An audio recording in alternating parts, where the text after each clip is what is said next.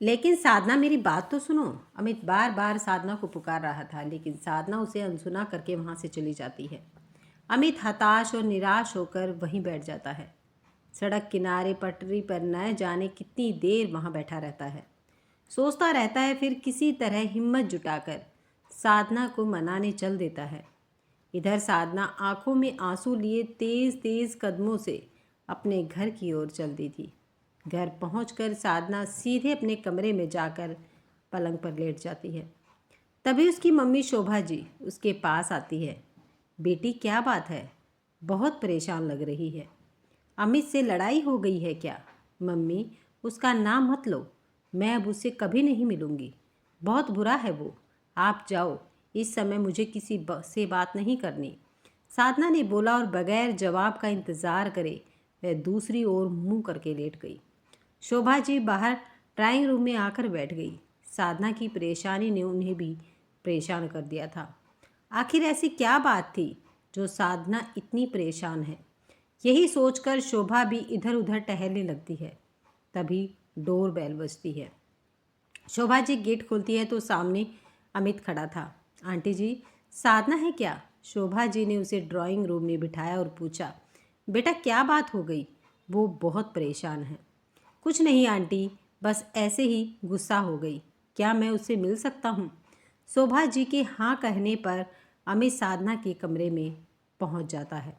अचानक अमित को देखकर साधना उठकर बैठ जाती है और ज़ोर से चिल्लाने लगती है, चले जाओ यहाँ से। आज के बाद मुझसे मिलने की कोशिश भी मत करना।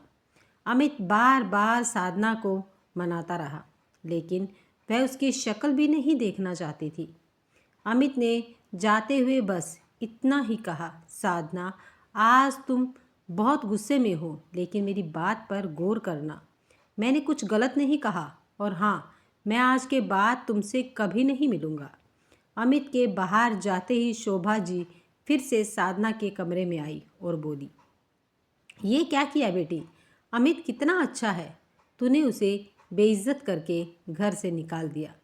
साधना कुछ नहीं बोली, वह चुपचाप रोती रही। आखिर हुआ है क्या? दरअसल अमित और साधना की मुलाकात एक बस स्टैंड पर हुई थी। अमित अपने घर जा रहा था। रात का समय था। साधना भी अपने गांव के लिए बस के इंतज़ार में बैठी थी। बस स्टैंड पर मुश्किल से 2-4 लोग होंगे। साधना बार घड़ी देख रही थी। अमित उसके पास वाली बेंच पर बैठा था। साधना अपनी जगह से उठी और अमित के पास जाकर बैठ गई और बोली, आपको पता है बुलंदर शहर जाने वाली बस कितनी देर में आएगी? आपको बुलंदशहर जाना है? अमित ने पूछा तो साधना बोली, हाँ, वहाँ से आगे गांव में जाना है। अमित ने कहा, मेरी बात मानिए तो वापस चली जाइए।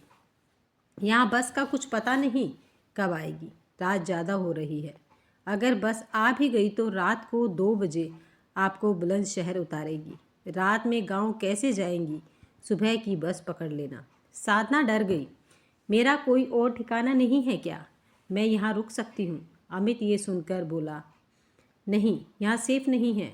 आप इस शहर में किसी को नहीं जानती। साधना ने डरते हुए कहा, मैं यहाँ किसी के बुलाने पर नौकरी के लिए आई थी। उसने मुझसे सारे पैसे ले लिए और नौकरी भी नहीं लगवाई। अब वापस जा रही हूँ। अमित बोला, वैसे तो मैं आपको नहीं जानता, पर अगर ऐसा है तो आप मेरे घर चलिए। सुबह तक रुकिएगा और सुबह बस पकड़ लेना। घबराइएगा मत, यहीं पास में मेरा घर है। घर में मेरी मम्मी है। आप सुरक्षित रहेंगी। साधना के पास कोई साधन नहीं था। वह अमित के घर चली गई। अगले दिन जब वह जाने लगी तो अमित ने उससे उसकी पढ़ाई के बारे में पूछा और उसे अपने ऑफिस में नौकरी की बात करने के लिए कह दिया। एक दिन और साधना ने रुकने का फैसला किया। शाम को अमित आया तो उसने बताया कि उसकी कंपनी में नौकरी मिल जाएगी। साधना बहुत खुश हुई। अगले दिन से वह ऑफिस जाने लगी।